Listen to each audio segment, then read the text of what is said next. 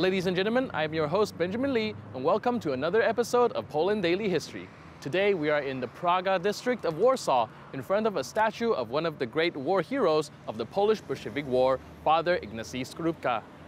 This statue is located right here, as he served this very church, and it was from here that his unit set out to confront the enemy. In early August of 1920, the Soviet Red Army was closing in on Warsaw. They were only a couple hundred kilometers away from linking arms with the Soviet revolutionary forces of Germany, Austria, and Hungary. Join us as we explore the Polish Bolshevik War, the Battle of Warsaw, and its impact on all of Europe. So during the Polish Bolshevik Wars, the most famous battle would be the one taking place in Warsaw. But I was wondering if you can tell me and elaborate a little bit more about the other small outbreaks of conflicts. Oczywiście na skrzydłach owego frontu rozgrywały się kolejne bitwy. Zresztą mamy pod Sosnową Górą, pod Cycowem. To są takie bitwy. Of course, on the flanks of this particular front, there were many other battles taking place there. The Battle of Sosnowa Góra or the Battle of Tyców, these were the smaller battles which still were part of the Battle of Warsaw. Two battles took place at the same time on the two distant places on August 17th. One of them was the Battle of Płock, where a 12-year-old boy who had noticed that an entire unit had retreated despite having a loaded machine gun ready to fire, he was able to fire it at the Bolshevik Cossacks and killed the entire unit going towards him all by himself. He received the Poland's highest military order, Virtuti Militari. The second battle was the Battle of Zadworze, where 313 soldiers, led by Captain Zajączkowski, managed to hold off the advance of Budyonny's much larger cavalry army. They fought for a very long time. Everyone lost their lives in the end. No one survived. Some of them only lost consciousness, but were killed later on. Their bodies were so massacred that it was impossible to identify most of them afterwards. Mrs. Zarugiewicz, a Polish-Armenian woman and mother of one of the never-identified soldiers from Zadworze near Lviv, was asked to choose one out of the three coffins with an unidentified Polish soldier. The coffin she chose was buried in what is the most precious monument in Poland today, the tomb of the unknown soldier here in Warsaw. It was in the city of Zadworze where 313 Poles lost their lives together with their commander, who shot himself in the last moment because he didn't want to be taken captive. He knew that captivity means painful death. After the prolonged defense of Zadworze, the Bolsheviks started to retreat. Then, 2 weeks later, on August 31st, the largest cavalry attack in the 20th century was directed against Budyonny's cavalry army. Practically the entire Polish cavalry attacked near the city of Komarów, located near Zamość, between Lublin and Lviv. They massacred the undefeated Budyonny's army and ended their uninterrupted string of victories. The fact that the Polish units were destroying the Bolsheviks' army one by one became a legend. Finally, Marshal Piłsudski's magnificent maneuver called Through the Three Rivers sealed the defeat. We took over the Niemen River and liberated Grodno, the city where many Poles and Jews lived, and occupied huge areas of the borderlands. After that, the Polish cavalry rushed forward, and this is when the Battle of Korosten and KRZYSZTOF took place. Unfortunately, these areas were given up because the Polish National Democrats, which were in control of the peace negotiations, came to the conclusion that the new Polish state should have a larger percentage of ethnic Poles, and as we know, there were not many of them in the east. So the areas won back to a heavy price and much blood lost were given up.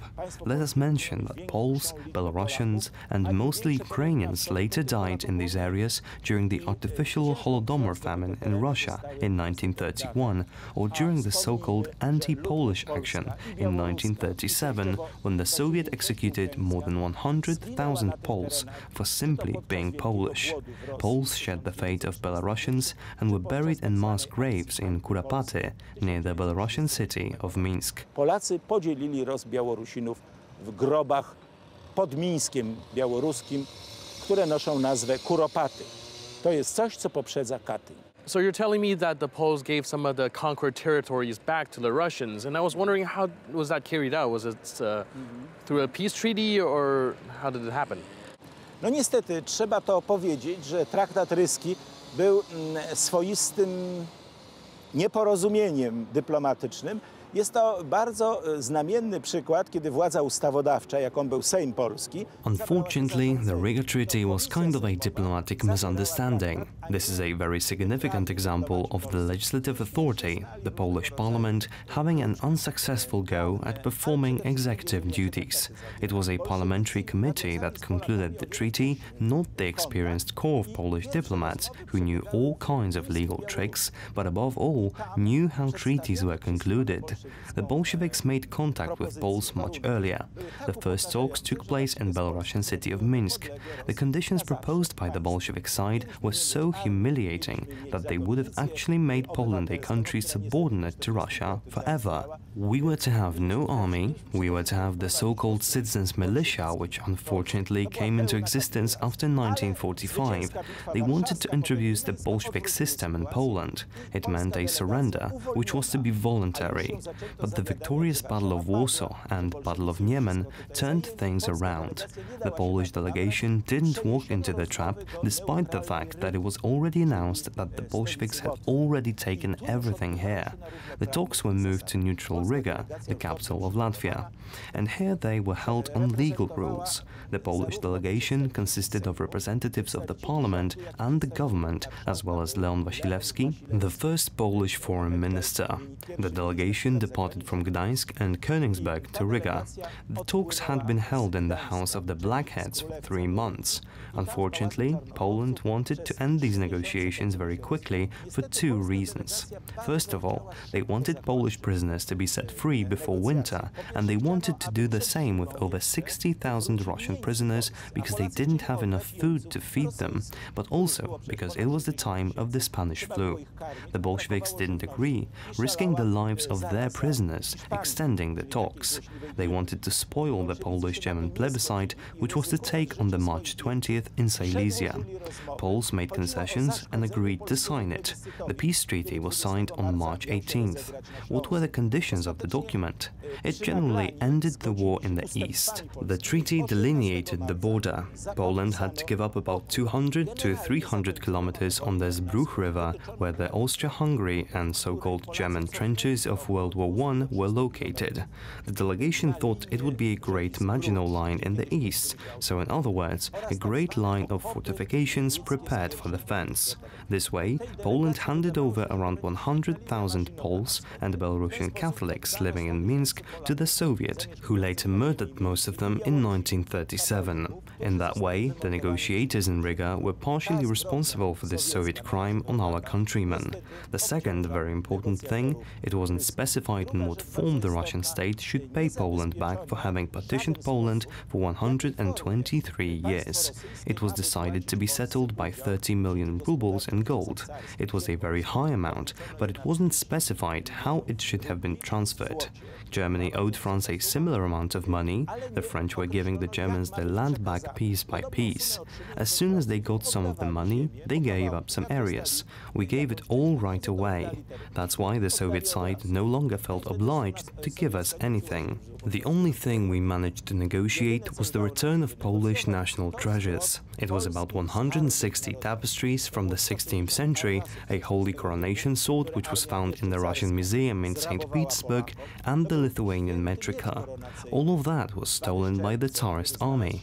Everything that had been stolen for 100 years had to be given back. Of course, not everything was given back, but generally the treasures returned to Poland. We had to choose money or national treasures. We chose cultural treasures. Generalnie skarby wróciły do Polski. No, mając do wyboru pieniądze czy skarby narodowe, wybraliśmy kulturę. The Battle of Warsaw was the decisive point of the Polish-Bolshevik War. It saved Europe from an imminent communist invasion and gave Poland a vital 20 years as an independent state before the outbreak of the Second World War. I'm your host, Benjamin Lee. Now see you next time on Poland Daily History.